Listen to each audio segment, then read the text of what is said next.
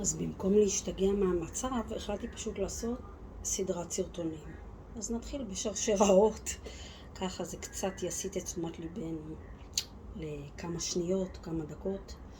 אז יש לנו כאן שרשרת אלברט, ניתן לסגור אותה על הצוואר עם הדוג קלאספ, יש דוג כזה, אפשר ללכת איתה ככה, עם ה-T מקדימה, אפשר גם ללכת איתה ככה, היא מאוד ורסטילית, ולתלות עליה צ'ארם, זה צ'ארם עם חצוצרה, או למשל טליון צרפתי 18 קראט עם אמייל כחול ולבן ויהלומים. אפשר ללכת איתה בסטאק עם עוד אלברט צ'יין עם חוליות מאוד מאוד מיוחדות.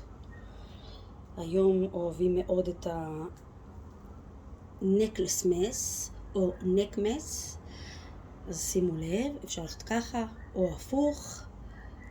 שימו לב לאלברט צ'יין הזאת, יש לה את הערכה הנהדרת שהייתה נכנסת לווסט, וככה היו מחזיקים את השעון, אורך מושלם.